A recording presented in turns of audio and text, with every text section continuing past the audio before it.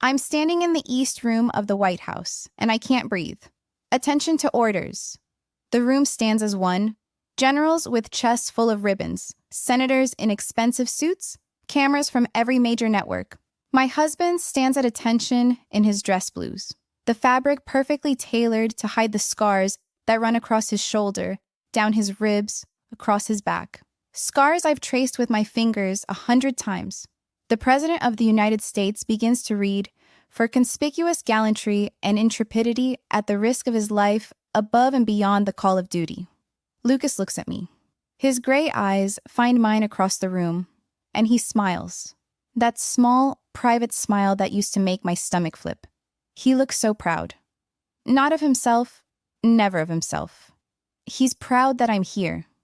That I'm wearing the midnight blue dress he said made me look like starlight. That I'm his wife.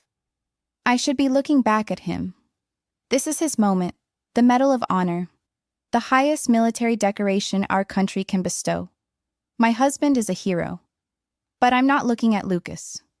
My eyes slide 3 rows back to where the survivors are seated. The men Lucas saved that day in the Korangal Valley. 8 men who should be dead. 8 men who came home because Lucas Kincaid ran into hell and dragged them out. Corporal Travis Reed sits in the 3rd row. His own dress, blue sharp and perfect. He catches my eye.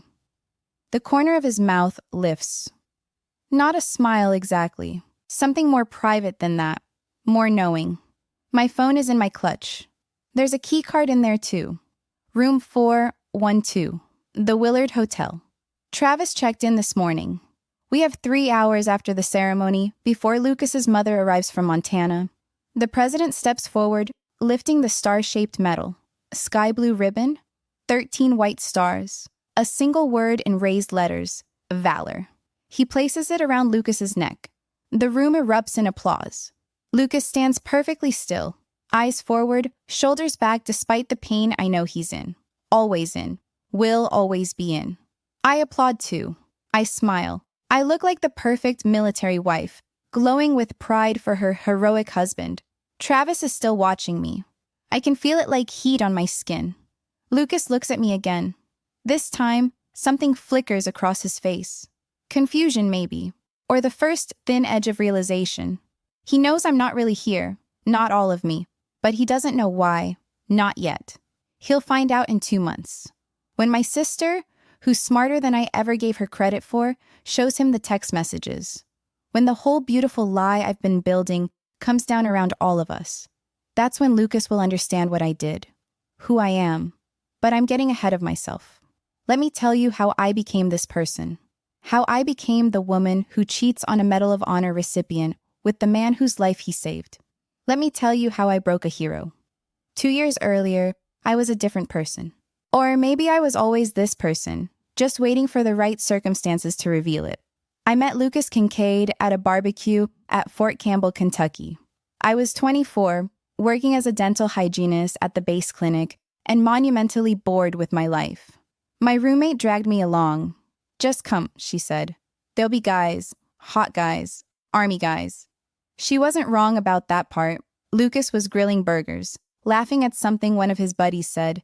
He was tall, 6'2", with the kind of shoulders you noticed even under a t-shirt. Sandy brown hair, cut military short, gray eyes that crinkled at the corners when he smiled. He had a quiet confidence that made everyone around him relax. Natural leader, I thought, the kind of guy people trust. "That's Sergeant Kincaid," my roommate whispered. "Ranger, just got back from his 3rd deployment." "He's single?" "Very." She grinned. "But good luck. He's picky." I wasn't used to men being picky about me. I'd been told I was beautiful since I was 14. The kind of pretty that made things easy. Long dark hair, big eyes, the body I'd worked hard for. I knew how to walk into a room, knew how to make men look. But when I walked up to Lucas and introduced myself, he just smiled politely, shook my hand, and asked if I wanted a burger. That was it. No lingering look, no obvious interest, just friendly. It drove me crazy. I spent the next hour finding reasons to talk to him. He was funny in a dry way. smart, asked questions, and actually listened to the answers. When he found out I worked at the base clinic, he told me about the medic in his unit who wanted to go to dental school. Gave me her email address so I could answer her questions. At the end of the night, I gave him my number. In case your medic friend wants to talk, I said. Sure, he said. He put it in his phone. Didn't ask me out. I texted him first, 2 days later. Something casual about the medic. He replied 3 hours later. Polite, friendly, nothing more. I texted again the next week, asked if he wanted to grab coffee. He said yes. That's how it started. Slow. Lucas didn't rush anything. We had coffee, then dinner, then another dinner. He was a gentleman, opened doors, paid for meals, walked me to my car. He didn't try to kiss me until our 4th date, and even then, he asked first. Can I kiss you? I said yes. It was a good kiss, slow and sure and confident. When he pulled back, he was smiling. I've wanted to do that since the barbecue, he admitted. Could have fooled me. I don't rush into things. He brushed his thumb across my cheekbone, especially not important things. Important things, like me. I fell for him. How could I not? Lucas was solid in a way I'd never experienced. Dependable, kind, thoughtful.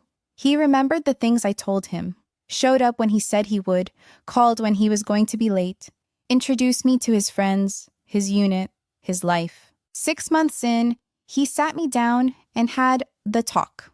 The military spouse talk. I need you to understand what you're signing up for, he said. I'm gone a lot. Deployments, training rotations, field exercises. When I'm home, I'm not always really here. My head's still halfway around the world sometimes. It's hard. The divorce rate is over 50% for a reason. I can handle it, I said. I hope so. He took my hand. Because I'm falling in love with you, Emily. I want this to work. But you need to know what you're getting into. I love you too, I said. And I did. I really did. We got married a year later. Small ceremony at the base chapel. Reception at the NCO club. Lucas's mother flew in from Montana, a tough, weathered woman who'd raised Lucas alone after his father died when he was 6. She looked at me with assessing eyes. You gonna stand by him? She asked. Of course. This life isn't easy. Lots of women can't hack it. I'm not other women, I said. She nodded, didn't quite smile. We'll see. The first year was good. Lucas deployed to Afghanistan for 7 months, but I stayed busy. I joined the spouse groups, made friends, learned to navigate the military wife world. When Lucas came home, we had 2 weeks of leave that felt like a honeymoon. He was attentive and present and grateful to be alive. Then he went back to his unit, back to training, back to the part of his life I couldn't follow him into. I started an Instagram account, at Military Wife Life. Posted pictures of care packages I sent, yellow ribbon decorations, motivational quotes about strength and service. It took off faster than I expected. 10,000 followers in 3 months, 20,000 in 6.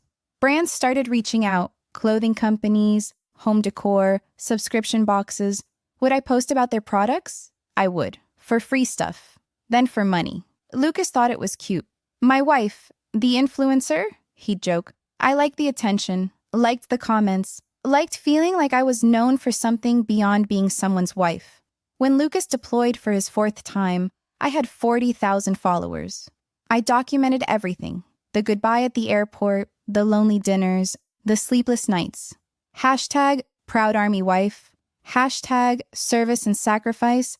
Hashtag strong male spouse people ate it up. You're so brave, they commented. I could never do what you do. Your husband is so lucky to have you. I believed them. The day everything changed started like any other day during deployment. I woke up alone, worked my shift at the clinic, came home to an empty house, checked my phone for messages from Lucas.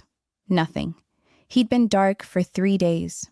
Not unusual in a combat zone, but it always made me nervous. I was scrolling through Instagram, half watching TV, when my phone rang. Unknown number. Mrs. Kincaid?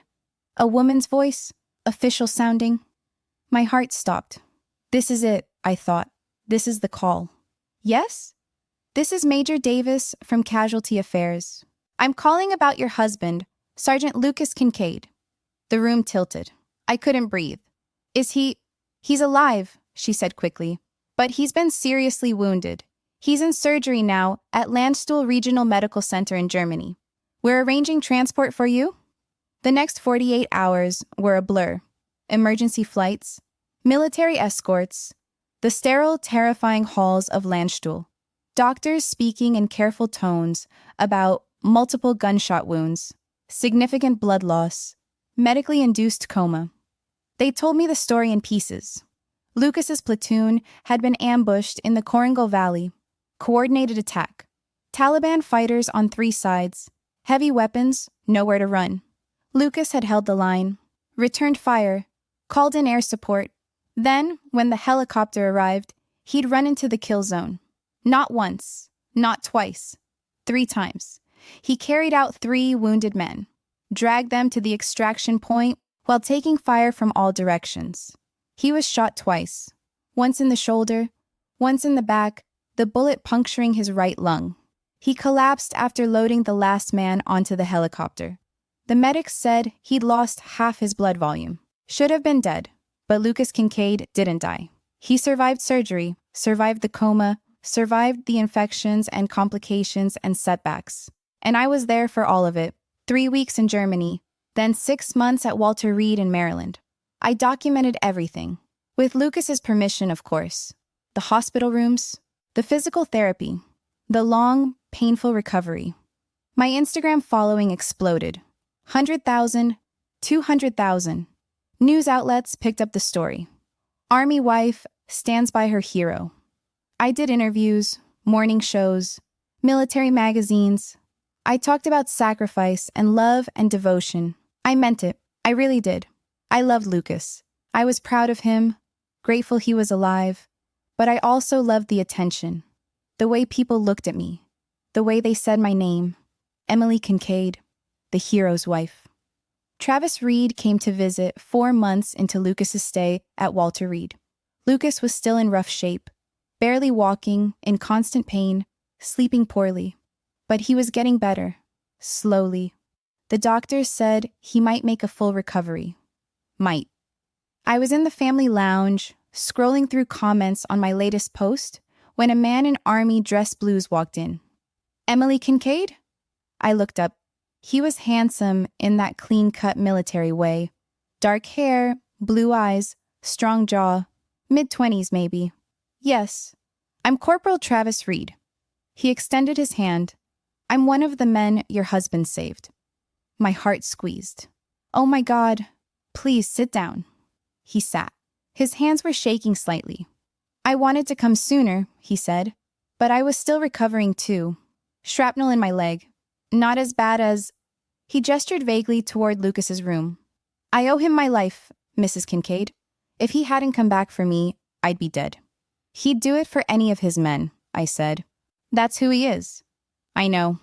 Travis's eyes were bright with emotion. He's the best man I've ever known. I just wanted you to know that. And to ask if there's anything I can do. For you, for him, anything. Just being here means everything, I said. Travis visited Lucas that day. I watched them embrace, carefully, because of Lucas's injuries. Lucas was grinning, actually grinning, for the first time in weeks. Reed, you son of a bitch. You look good. Better than you, Sarge. Travis laughed. But you always were ugly. They talked for an hour, war stories, jokes, the language of soldiers. When Travis left, Lucas looked happier than he had since before the ambush. That was good, I said. Yeah. Lucas squeezed my hand. That's my brother. That's what we do. We take care of each other. Travis came back the next week, and the week after that. He was stationed at Fort Meade, only an hour away, so the visits were easy. He always asked about Lucas first. But he also started talking to me, in the cafeteria, in the family lounge, in the parking lot. How are you holding up? He'd ask. I'm fine. You don't have to be fine all the time, you know. This is hard. It was hard. Harder than I'd admitted to anyone. The hospital smell, The constant worry. The way Lucas woke up screaming some nights, trapped in nightmares I couldn't reach him in. Travis understood. He'd been there. He'd lived it. The guilt is the worst part, he told me once. Survivor's guilt. I keep thinking about the guys who didn't make it, keep wondering why I'm here and they're not. You're here because Lucas saved you, I said. I know, and I can never repay that. He looked at me. But I can try, by being here, by making sure you're okay too. It felt good to talk to someone who understood, who'd been in the Korengal Valley, who knew what Lucas had done. I started looking forward to Travis's visits. Lucas was discharged from Walter Reed 11 months after the ambush. We moved back to Fort Campbell. He was medically retired from active duty. His injuries were too severe for him to continue as a ranger. Honorable discharge, full benefits, and paperwork in motion for the Medal of Honor. Lucas took it hard. Being a ranger was his identity. Without it, he seemed lost. I don't know who I am if I'm not a soldier, he told me one night. You're Lucas. You're my husband. You're a hero. I don't want to be a hero. I just want to be useful. He started drinking. Not heavily, but more than before. He had trouble sleeping, trouble concentrating. The VA diagnosed him with PTSD and gave him medication that made him foggy and distant. I tried to be supportive. I did. But it was exhausting. He needed so much from me.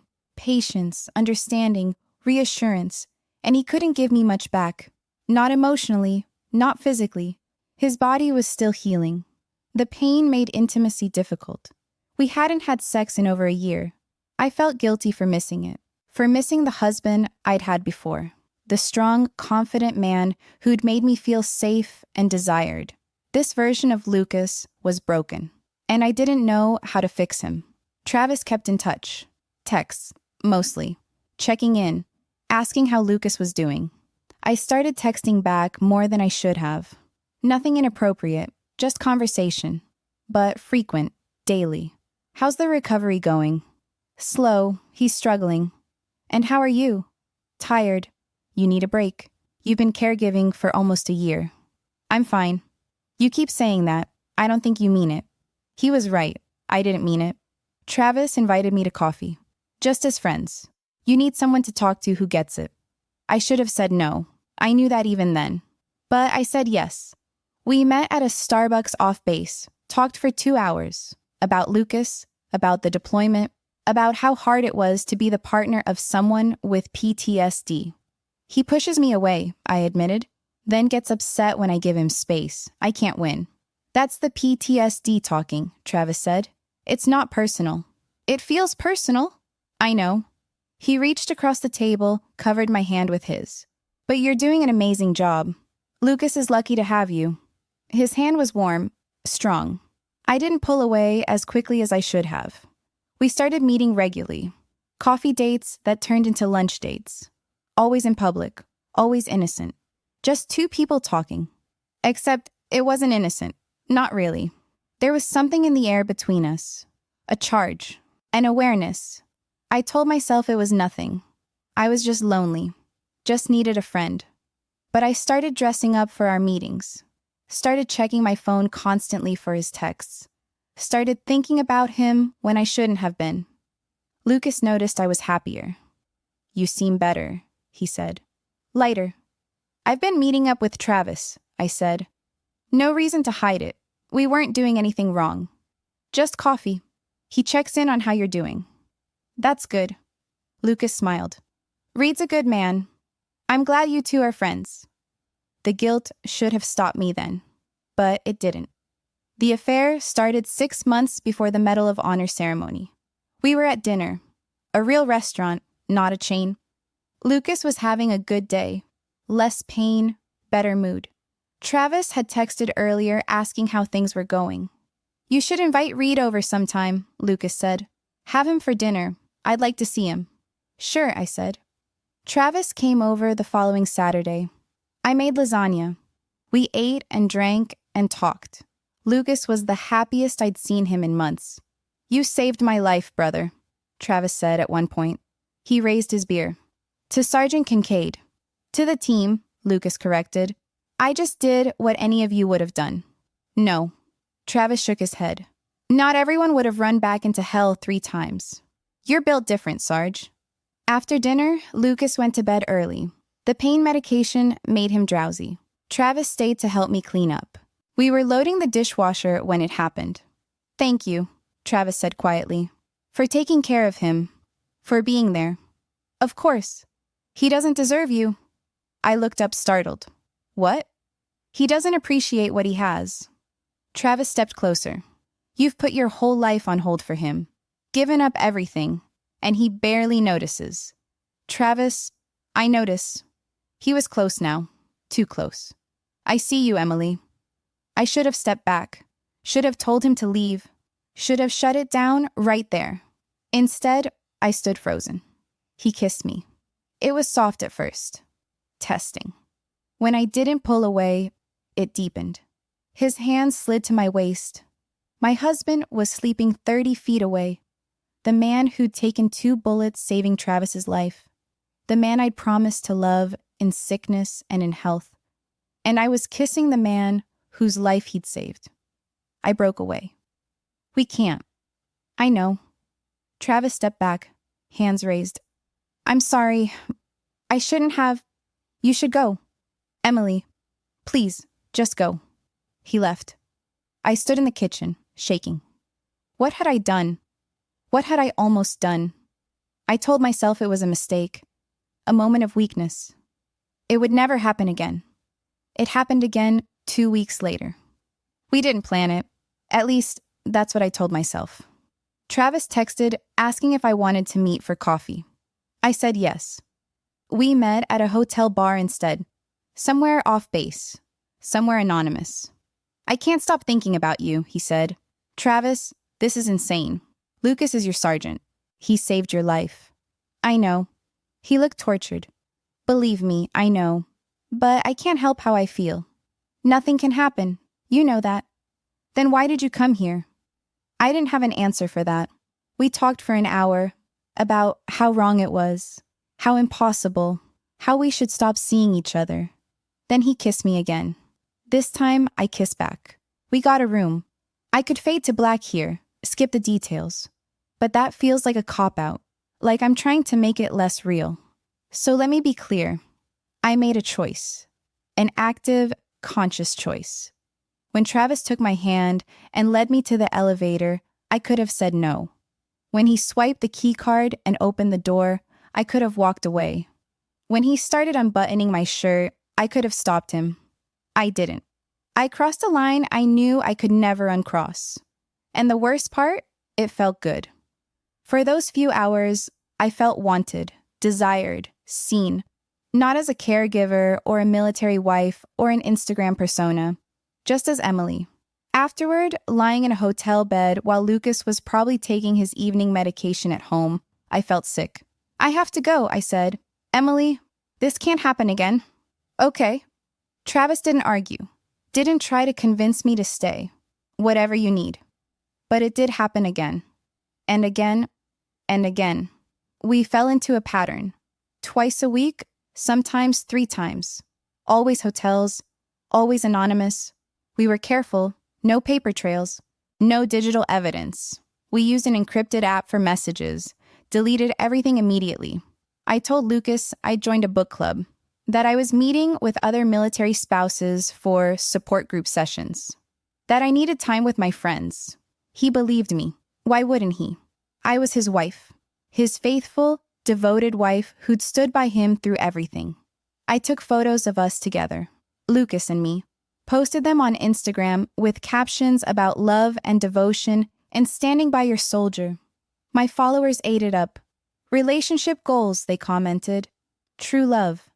I was living a double life, and I was good at it. Travis never talked about leaving Lucas for me, never mentioned a future.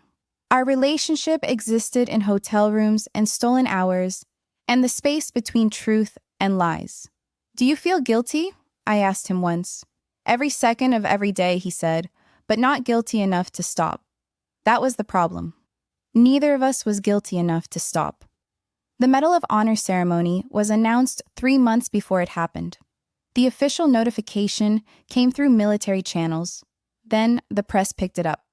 My phone exploded. Your husband is getting the Medal of Honor? Oh my God, Emily.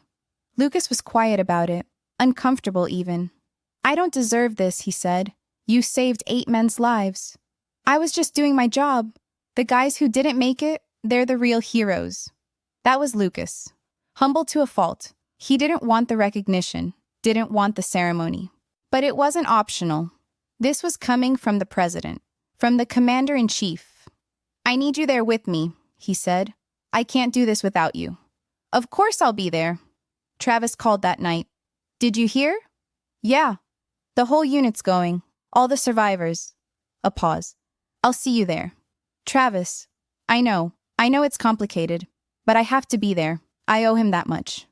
You owe him more than that, I said quietly. We both do. Silence on the line. Are you ending this? He asked finally. I should have said yes. Should have ended it right then. The Medal of Honor ceremony should have been the line. The moment I stepped back and remembered who Lucas was, what he'd done, what I was destroying. But I didn't end it. Because I was selfish. Because I liked having Travis. Because I'd gotten comfortable with the lies. No, and I said, but we have to be careful at the ceremony. I'm always careful. We weren't careful enough. The week before the ceremony, Lucas and I flew to Washington, D.C. The Army put us up at a hotel near the White House. There were briefings, rehearsals, meetings with military officials. Lucas hated every minute of it. I just want this over with, he told me. It's one day, then we can go home. Will you stay with me? The whole time? Where else would I be? He kissed my forehead. Thank you for everything. I know this hasn't been easy the last 2 years, but you've been incredible. I don't know what I did to deserve you. The guilt was a living thing in my chest, but I smiled. You saved 8 men's lives. You deserve everything good in the world. Travis arrived in D.C. the day before the ceremony. He texted from an encrypted app. I'm here. Can I see you? I should have said no. We were in the nation's capital. The ceremony was tomorrow. Lucas needed me, but I said yes. I told Lucas I was meeting with some other military spouses for dinner. He believed me. He always believed me. I met Travis at the Willard Hotel. He'd gotten a room. Of course he had. Tomorrow's going to be hard, he said, watching him get that medal, knowing what we've done. Then maybe we should stop. Do you want to stop? I didn't answer. We had sex in a hotel room 6 blocks from where my husband was staying, 6 blocks from where, tomorrow, he would receive the highest honor his country could bestow. Afterward, Travis said, Stay tonight. I can't. Lucas will notice. Tell him you're staying with a friend. No, I need to be there in the morning. We're riding to the White House together. Travis's jaw tightened. Right, of course. The devoted wife. Don't. Don't what? Point out that you're going back to him? That I'm just the side guy? You knew what this was? Yeah. He sat up, reached for his pants. I did. Doesn't make it easier. I left the room feeling hollowed out. This was wrong. All of it was wrong. But I didn't know how to stop. I got back to the hotel around midnight. Lucas was awake, watching TV. How was dinner? He asked. Fine. Good. He studied my face. You okay? You seem off. Just tired. Big day tomorrow. Yeah. He pulled me close. I'm glad you're here. I'm glad you're mine. I almost broke then. Almost confessed everything. But I didn't. I never did. The morning of the ceremony, I woke up early and stared at myself in the bathroom mirror. The midnight blue dress Lucas loved hung on the door. My makeup was laid out. The stylist was coming at 9 to do my hair. I looked at my reflection and thought, you are the worst kind of person. But I put on the dress anyway. Lucas looked incredible in his dress blues. All his ribbons and badges perfectly arranged. His posture military straight despite the pain I knew he was in. You look beautiful, he said when he saw me. You look like a hero. I'm just a soldier. You're my soldier. We rode to the White House in a black SUV with 2 Army escorts. Lucas held my hand the whole way. His palms were sweating. I wish this was over, he said. It'll be fine. More than fine. It'll be perfect. The White House was exactly like the movies, imposing, stately, reeking of history. We were ushered through security, through marble halls, into the East Room where the ceremony would be held. The room was already filling up. Generals, politicians, reporters, and the survivors, 8 men in dress uniforms, 8 men who wouldn't be alive without Lucas. Travis was in the 3rd row. Our eyes met. He nodded. I looked away. Lucas's mother arrived, traveling from Montana for the ceremony. She embraced her son, tears streaming down her weathered face. "I'm so proud of you," she said. "Your father would be so proud." "Thanks, Mom." She turned to me, and something in her expression made me freeze. She looked at me for a long moment, her eyes searching. "You take care of my boy," she said quietly. "Always." She didn't look convinced. Attention to orders. The ceremony began. I stood with the other family members as the president entered. Everyone in the room stood straighter. Cameras clicked and whirred. The citation was read. The official account of what Lucas had done in the Korengal Valley. Each sentence was more devastating than the last. Engaged enemy forces in close combat. Repeatedly exposed himself to enemy fire. Carried 3 critically wounded soldiers to safety, despite suffering multiple gunshot wounds. I watched Lucas's face. He stood perfectly still, eyes forward, but I could see the tension in his jaw. He was remembering, living it again. The president spoke about sacrifice, heroism, and the debt we owed to men like Lucas Kincaid. Then he lifted the Medal of Honor, that star-shaped piece of metal and ribbon that represented the highest valor, and placed it around Lucas's neck. The room erupted in applause. Lucas didn't smile. He just stood there, bearing the weight of it. The president shook his hand. Generals came forward to salute. Photographers captured every angle. And through it all, I was thinking about the key card in my purse. Room 412, the Willard Hotel. Travis had slipped it to me in the receiving line, his hand brushing mine for just a second. Lucas caught my eye, smiled, mouthed, "I love you." I mouthed it back, "I love you too." I meant it. That's the part that makes it so much worse. I did love him. I loved him, and I was destroying him, and I couldn't seem to stop. After the ceremony, there was a reception. Champagne and canapes and endless handshakes. Lucas was surrounded by well-wishers.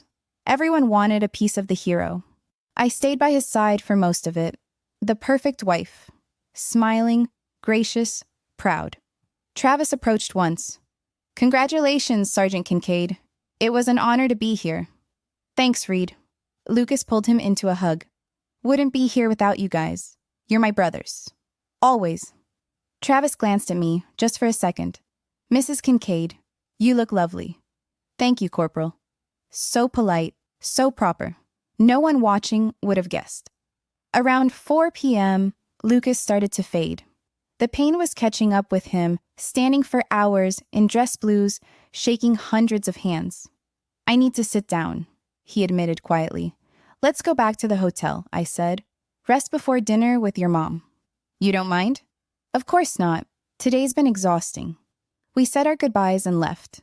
In the car, Lucas leaned his head back and closed his eyes. "I'm glad it's over," he said.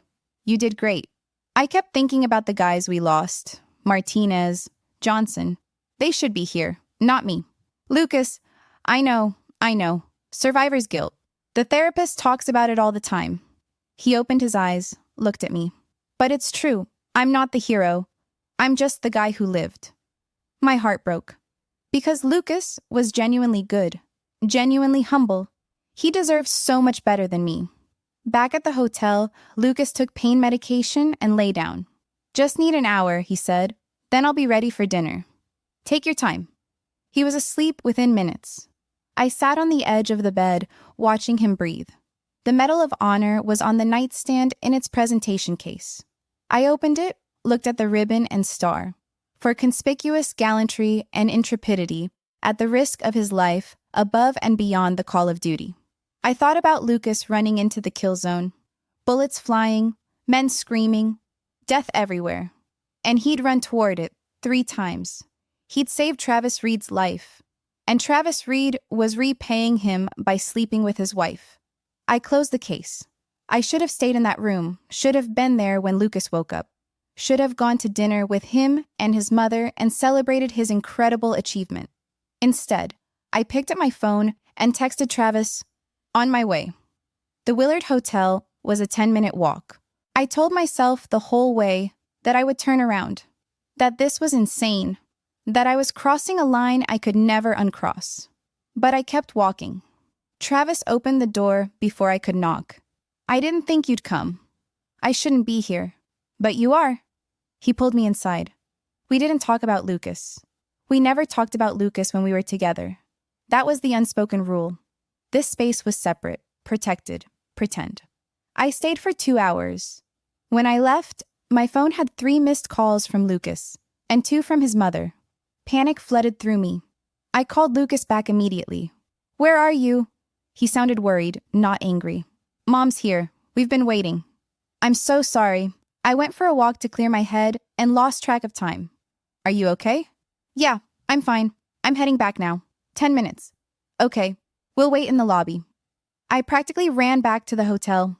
When I arrived, Lucas and his mother were sitting in leather chairs near the entrance. Lucas stood immediately, came to me. "You sure you're okay? You look flushed." "Just walked fast. I'm sorry I'm late." His mother watched me with those sharp eyes. She knew. Maybe not the details, but she knew something was wrong. Dinner was excruciating. Lucas talked about the ceremony, about the men in his unit, about his plans now that he was retired. His mother told stories about Lucas as a boy. Serious, responsible, always looking out for others. "He was born to be a soldier," she said. "Born to protect people." I smiled and nodded and felt like I was going to throw up. After dinner, Lucas's mother hugged me goodbye. She held on a little longer than necessary. "Take care of him," she whispered in my ear. "He's fragile right now. More fragile than he looks." "I will." She pulled back, looked me straight in the eye. "Will you?" I didn't answer. We flew home to Fort Campbell the next day. Life returned to normal. Or what passed for normal. Lucas started a new routine. Physical therapy 3 times a week. Therapy for PTSD twice a week. Coffee with other veterans once a week. He was trying, working on himself, getting better. "I think I want to write a book," he told me one night. "About the deployment, about the men we lost. Make sure people remember them." "That's a great idea. You think anyone would want to read it? Are you kidding? You're a Medal of Honor recipient. People will read it." He smiled. Actually smiled. "Maybe you're right." He seemed happy, hopeful, more like the man I'd married. And I was still seeing Travis. We were more careful now. Met less frequently. Never in Kentucky. Always somewhere anonymous. Hotel rooms in Nashville, Louisville, Memphis. I told myself I would end it. After this time, after the next time, after things settled down, but I never did. 2 months after the ceremony, Lucas's sister came to visit.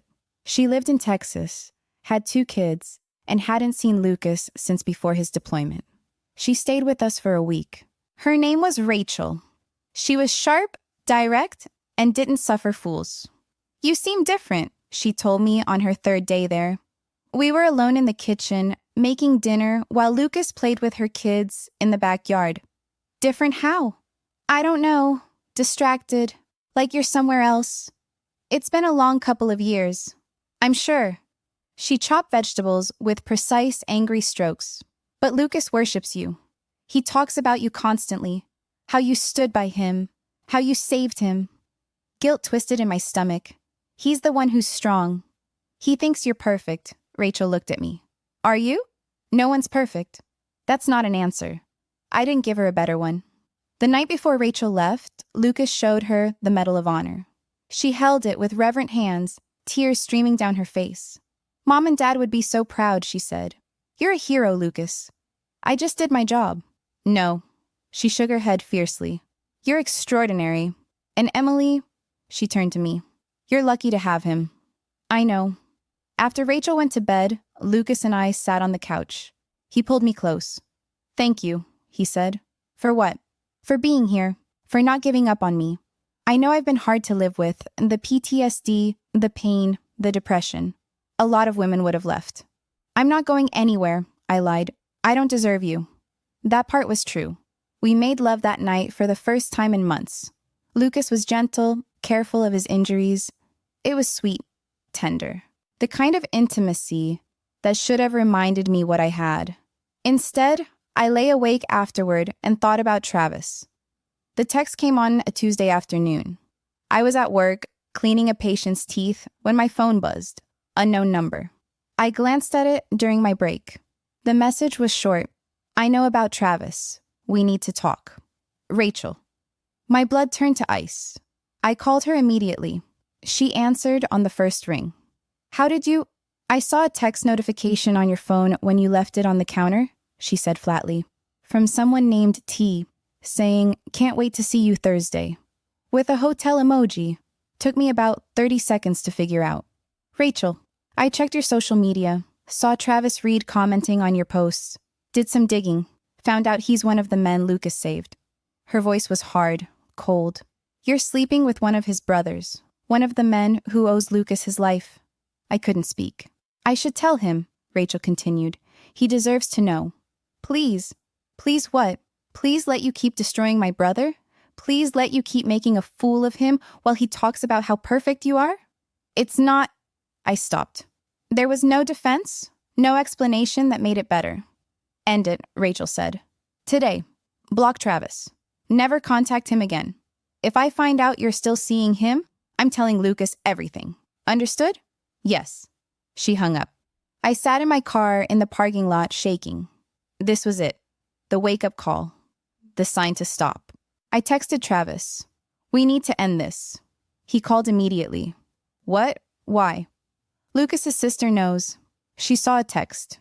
She's going to tell him if I don't stop. Silence. Then, fuck. Yeah. So that's it? We're done? We should have been done a long time ago. My voice broke. This was always wrong. We both knew it. I know. He sighed. Doesn't make it easier. Travis, I get it. Really, I do. A pause. For what it's worth, I'm sorry. Sorry we did this to him. He deserved better from both of us. I know. Take care of yourself, Emily. He hung up. I blocked his number. Deleted the encrypted app. Deleted every text, every email, every trace of him. Then I drove home and pretended everything was fine. I thought that was the end of it. I thought I'd dodged the bullet. I'd ended things with Travis. Rachel had agreed not to tell Lucas. I could move on. Be better. Be the wife Lucas deserved. I thought I was safe. I wasn't. A week later, Lucas got a package. Standard military mail. He opened it at the kitchen table while I made dinner. What is it? I asked. Not sure. He pulled out a stack of papers. Started reading. His face went pale. Lucas? He didn't answer.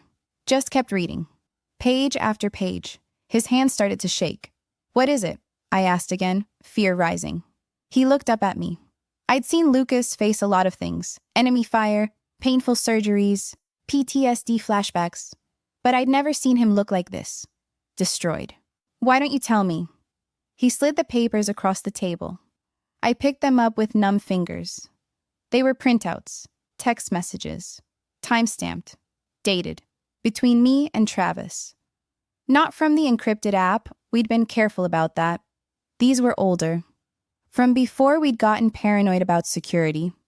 Texts that were backed up in phone company servers. Texts that someone with the right access could retrieve. I carried 3 men to safety while I was shot twice, Lucas said quietly.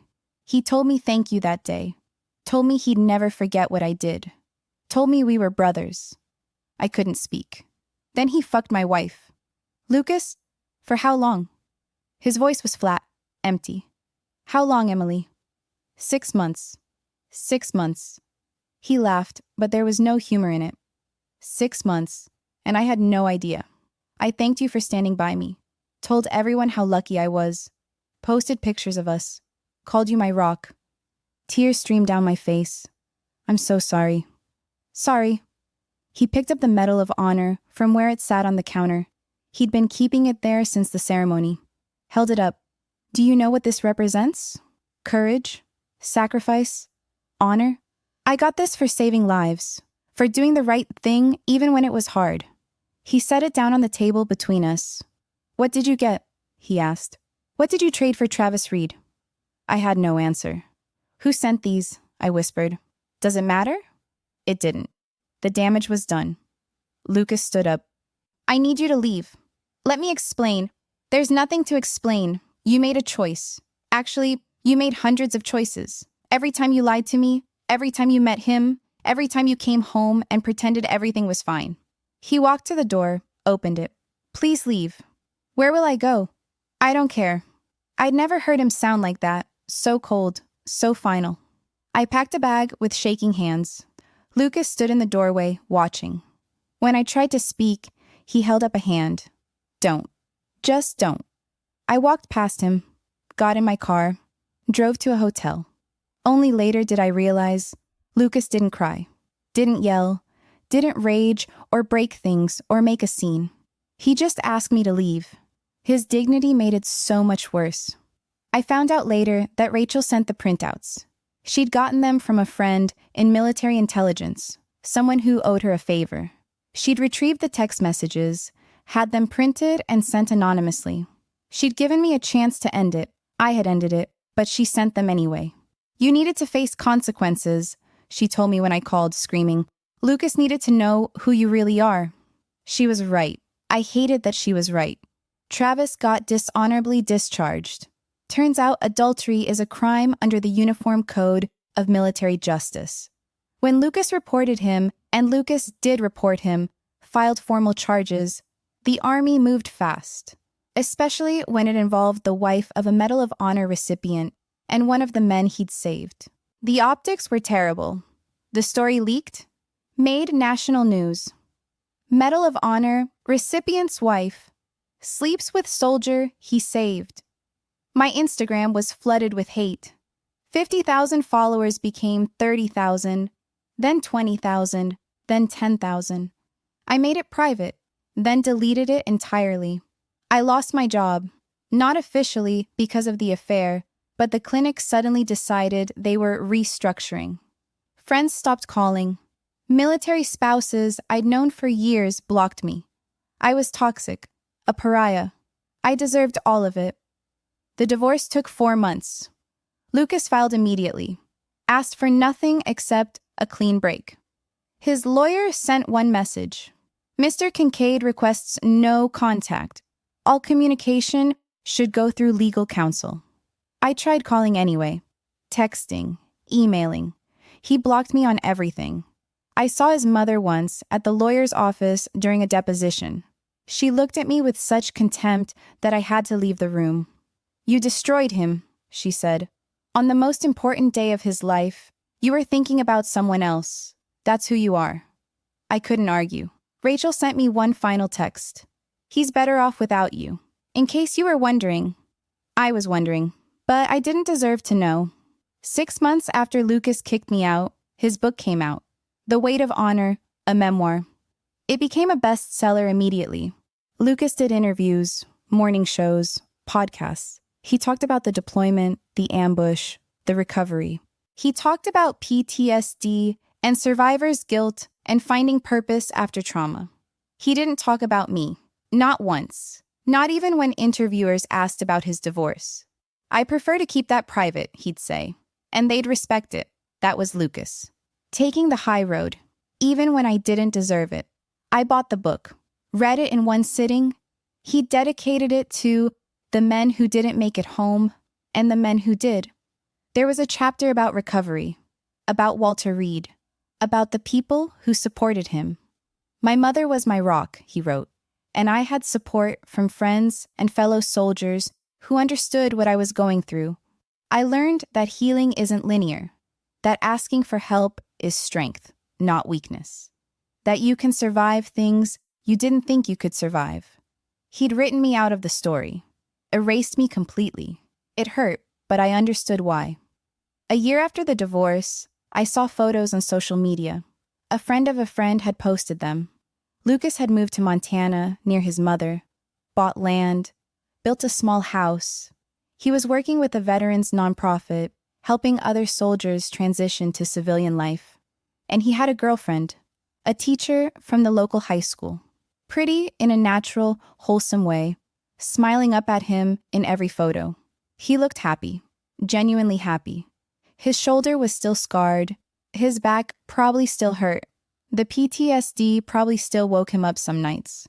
But he was healing, moving forward, building a life without me. Travis got a job at a construction company. Last I heard, he was dating someone new, moved on fast. Like I'd never mattered. Maybe I hadn't. Maybe I was just a distraction, a way to feel powerful, to take something from the hero who saved his life. Or maybe I'm giving him too much credit. Maybe he was just selfish, and I was just willing. I'm sitting in a studio apartment in Louisville now, not Fort Campbell. I couldn't stay there. Too many memories, too many people who knew. I work at a dental office again, different clinic, lower pay. No one knows my story here. I date sometimes. It never goes anywhere. I can't trust myself. And men can sense something's wrong, that I'm damaged in a way that doesn't heal. I think about Lucas constantly. Wonder if he ever thinks about me. Probably not. Hopefully not. He deserves to forget I exist. Sometimes I pull up articles about him, watch video interviews. He's doing TED Talks now, speaking at universities. His book is being adapted into a documentary. He's a hero. He always was. And I'm the woman who betrayed him. People ask sometimes, at work, in bars, during awkward first dates, if I was ever married. Briefly, I say, it didn't work out. I never mentioned the Medal of Honor, never mentioned the affair, never mentioned Travis. I let them think it was a normal divorce, grew apart, wanted different things. The usual story. The truth is too ugly. Last week, I saw Lucas on Good Morning America. They were doing a segment about his nonprofit. He talked about helping veterans find purpose after service, about building community, about healing. We take care of our brothers, he said. That's what we do. That's who we are. The interviewer asked if he had any regrets. Always, he said. I think about the men who didn't make it. Wonder if I could have done more. But regret doesn't help them. Action does. So I try to honor them by helping the men who did come home. You're an inspiration, the interviewer said. Lucas shook his head. I'm just a soldier, trying to do right by my brothers. That's Lucas, humble to the end. I turned off the TV, cried for an hour. I don't know what the moral of this story is supposed to be. That cheaters never prosper? That karma is real? That you reap what you sow? All of that's true, but it doesn't capture it. The truth is simpler and uglier. I made a choice. A series of choices.